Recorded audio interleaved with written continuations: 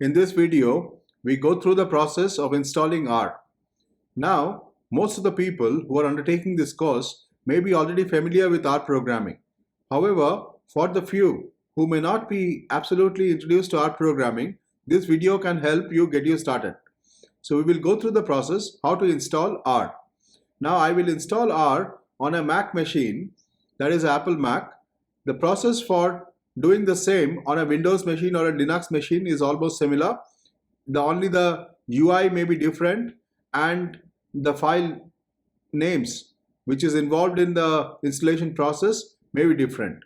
So you need to take care of that, and the rest will be exactly the same. Before we can install R, we need to obtain the software for R programming. Now the R software can be obtained from this website which is given here, that is www.r-project.org. This is the official website for R language, and the R programming software can be obtained from this website. When you invoke this website in any browser, you should get a screen like this. The screen what you're seeing on the video right now is on a Google Chrome browser.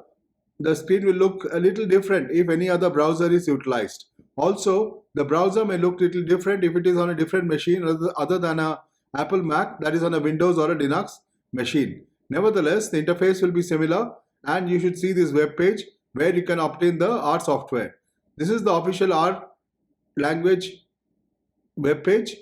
When you are on this web page, look for the portion highlighted in the blue box with the arrow in red color.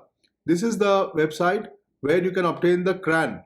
That is all the repositories of R language are stored under this website for CRAN. So when you invoke the link as is pointed on this video,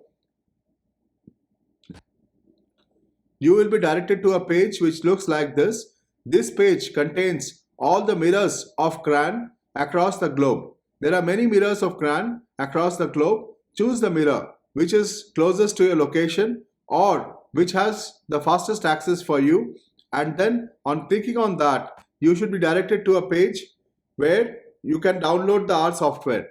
So look at the page where it shows you that the R software is available for Linux, Apple Mac, and for Windows. You can see this portion which is highlighted in the red box with the red color arrow. Now choose the link for the machine that you are using, and on clicking that link, you will be directed to a page from where you can obtain the R software. So you can see here the R software versions are listed, and it will show you the latest version. If you want a previous version, you can look for that as well. You can browse through this page. This link, what is highlighted in the red color box, contains the R software which is the latest right now, and on clicking that link, the download process should start. So you will be asked to provide a location where the package for the R software can be stored. Once you give the location where the package can be stored and hit save, the package will be downloaded and stored on your local machine. So far we have obtained the R software.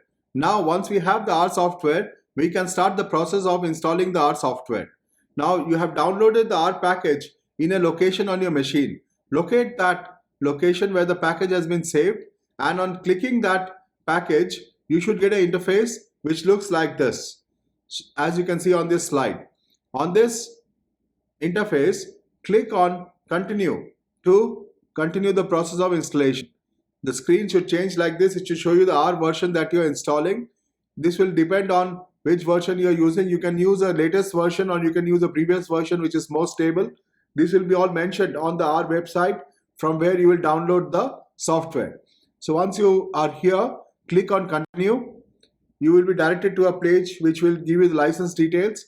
You can read through this license details, and then if you accept, you can agree to the license and it can continue. Then it will ask you the location where the installation has to be done, and once you click continue, it will start installing the R software. The R software installation takes a little bit of time. It is not too much time, but it will take a little bit of time. Once it is completed, you should get a message which says that the installation is successful, if it is actually successful on your machine. If it is not successful, you can try again. It is not a process which normally fails, and the process should be completed. Now that we have installed the R software, let us use the R software.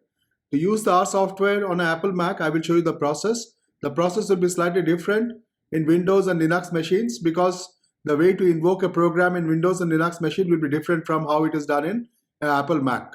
So let us go through the process.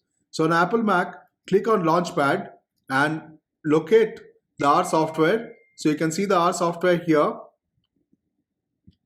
So click on this. When you click on this, the R software loads itself. It will go through the process. Once the process is completed, it will show you the R prompt, which is a greater than sign. So now the R software is being invoked. You can go through this message. You can see that the version which I'm using is R 4.0.2, and this has been released on 22 June 2020, and it's called Taking Off Again. Incidentally, today is 30th of September 2020, and the new version R 4.0.3 is getting released today. This is the pre-release. The official release will take place on 10th of October 2020. So you can see the version which you are using right now, and once you have seen that, you can do some simple operations here. Let's say I add two numbers and R will give me the result. I can do another operation which is slightly more intensive. So I can do this, and you can see that the R software is working.